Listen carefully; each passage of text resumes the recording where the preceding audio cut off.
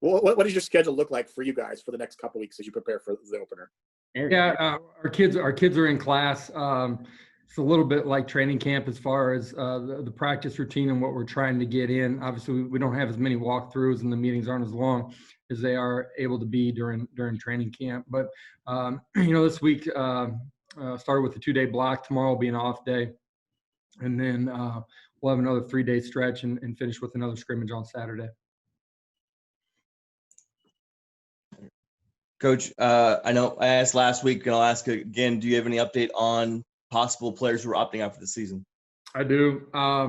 Right now we're at 10 guys that have opted out, and I'll just run through that list here for you real quick. Alan Adams, Elijah Benoit, Lamarius Benson, Mason Chalua, Khalil Davis, Devontae Dawson, Tay Gowan, DJ Mack, Adrian Medley, and Kendrick Wilson.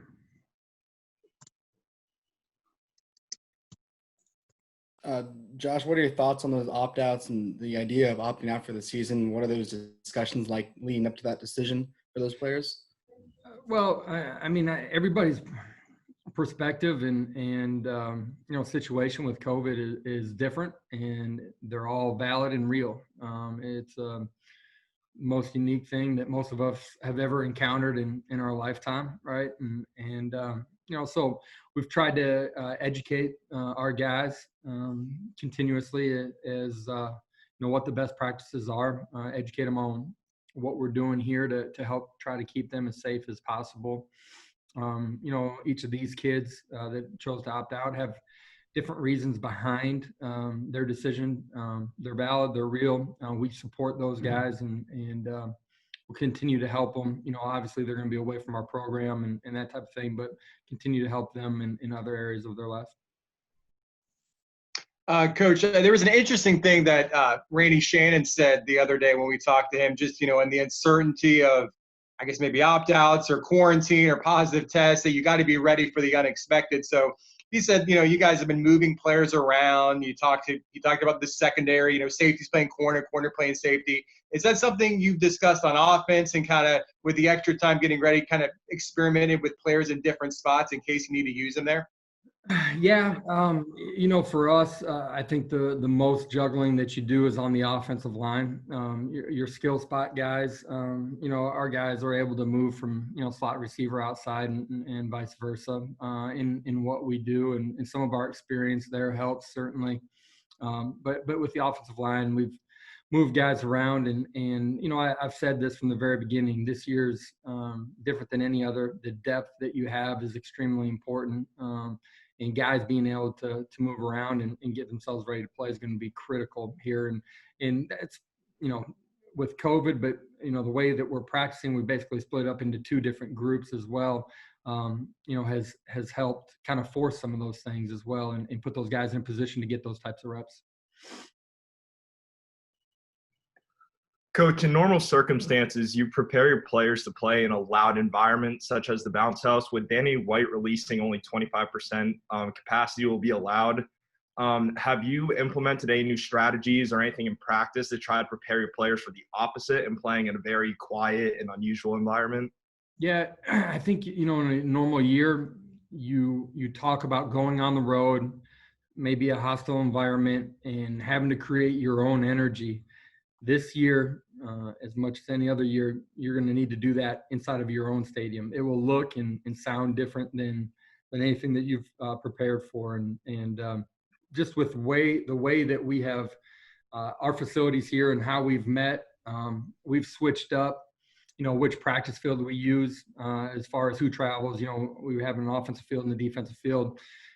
For a 3 or a 5 day block, one group's going to travel. They're also the team the unit that's meeting in the indoor during the course of those days, trying to create it and treat it like an away game. Those things that you're talking about for an away game are going to correlate back over to what you're doing at home this year as well. In light, I guess, of the news that DJ Mack is going to opt out, I guess, is Quadri Jones, is he next man up? I know he went through some stuff last year. I know he wanted to transfer, and then he came back. So kind of what have you seen from Quadri, I guess, early part of the spring before things shut down up till now? Yeah, like every quarterback, they want to be able to take the reps, right, and have the ball in their hand. Quadri, since he's got back, has done a phenomenal job competing his butt off. While DJ was here in training camp, Quadri was getting equal reps with DJ and was playing really well. Understand DJ's situation, why he made the decision that he has. Quadri's willing and more than capable of playing at a championship level at the quarterback position. Our football team, on offense and defense, guys really feel strongly about Quadri and what he brings to the table. Hey, Josh, how have guys in the locker room reacted to the decision? It's a very personal decision from a guy whether they're going to opt out or not. Obviously, as a team, this is sort of a whole unique thing. Have guys been supportive? How have guys reacted to these personal decisions these guys have had to make? Yeah, they absolutely have. All the guys that are here with us now playing and preparing, they had questions about what it was going to look like, how we're going to continue to try to keep them as safe as possible. And so they understand the concerns absolutely from their teammates and been very, supportive of those guys. Josh, how has the tight end position battle looked like? Obviously you guys added JUCO Zach from California. How has he looked? Yeah, Jake's had a really good training camp at tight end. I think he's made huge strides here. Just his understanding, his ability to play with technique, play with speed in the core, and then also be able to split out and do some things that we maybe haven't done with him in the past. So looking for a huge year from him this year. Really growing as a leader as well inside of our program. The number 2 spot at tight end, great battle right now. Zach Marsh has continued to get better and more confident and comfortable in what we're doing schematically. The tempo is something that he's had to adjust to with him getting here this summer and just seeing a signal, getting lined up and knowing what to do. Gotten better through training camp. Tony Forrest, being a mid-year kid, had a little bit more experience coming into training camp and what we've done. I really like the way that he's played. He's played with a ton of speed inside of the core. He's been really physical and, really feel like he's got a chance to continue to develop here and continue to climb. Coach, the recovery of Mackenzie Melton over the last year and 9 months or so, how it's been, it's kind of been, we've seen on social media, the progression that he's taken. Has this been this week when we're 3 weeks out from game time? Is he getting any closer to potentially getting on the field during week 1 and getting some reps, or what's it look like for him? I don't think week 1 he'll be ready to go. It's remarkable what he has done. You look at from the initial injury, making sure that he's able to keep his leg to get to being able to live a normal life to, now becoming an elite athlete. And guy just continues to defy the odds and push through every obstacle that comes in front of him. There's been a bunch. And you just can't say enough about his physical, mental, psychological endurance and, the strength that it takes to navigate a rehab like he's been going through. And that's something that I think the players inside of our program see and recognize and, through their ups and downs during the course of a day, a week. It's something that they can point to stay the course. And, so I think he's, on his way to becoming, coming back and playing in a really elite level again. And how fast he gets there, we're going to continue to see. Brandon Moore, different surgery, but a long rehab as well, just the strides he's made. I pointed that out to the football team the other day. Just, we're practicing and you can see him shadowing and doing everything on the sidelines. He's getting more and more confident in what he's doing well. Those are 2 guys that have had traumatic injuries that have done a remarkable job in the rehab process.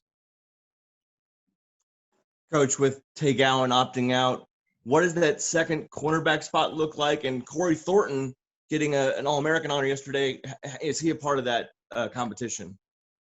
Yeah, Corey's played extremely well. First 4 days of spring ball, I said that.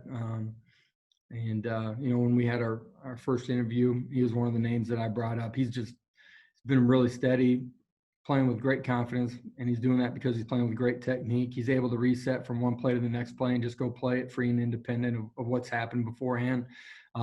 his physical attributes, his length at the line of scrimmage, causes issues for wide receivers, his length, and expect him to have a huge year. Zamaro Maxwell's had a good training camp as well. Some of the other young quarterbacks that I talked about, maybe a week ago, have played extremely well as well, and there's a lot of competition there right now. Coach, I guess what has surprised you the most this camp, just looking at the last few weeks? Any position group, players, just any aspect, maybe an area you weren't sure about, and maybe some guys are rising to the occasion? Yeah, well, I think coming out of the scrimmage the other day, I thought our linebackers played extremely well. Eric Gilliard had a great day.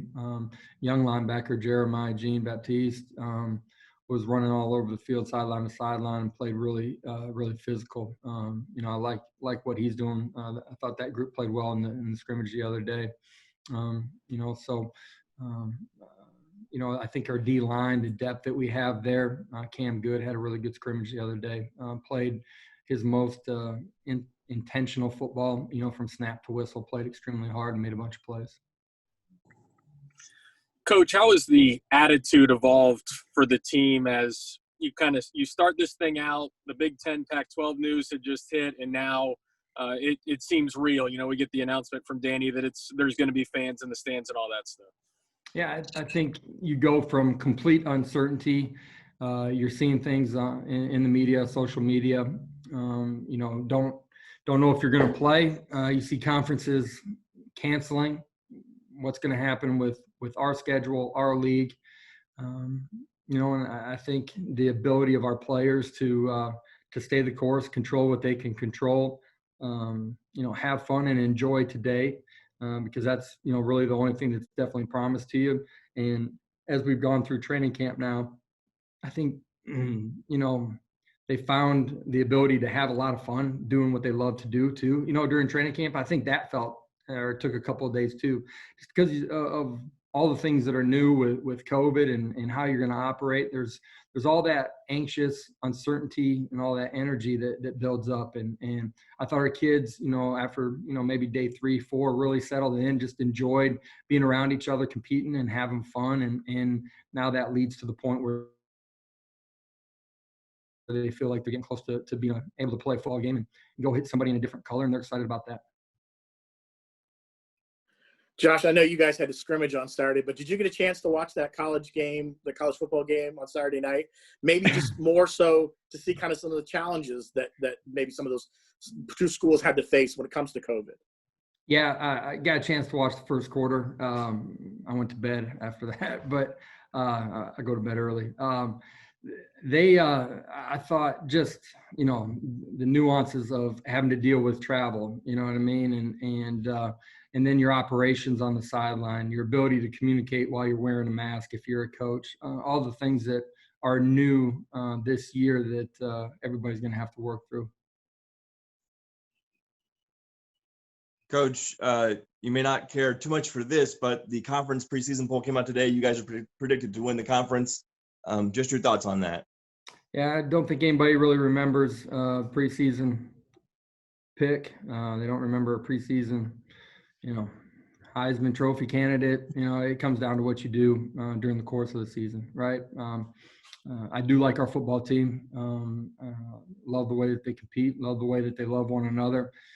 We got to continue to grow. We got to control, what we can control this year. There's a lot of outside forces, factors that we don't control. Enjoy today and win every day. Thanks, Coach. Thanks, everybody, for being here. Thank you, Coach. Appreciate it. Thanks, Coach. Thanks, Coach.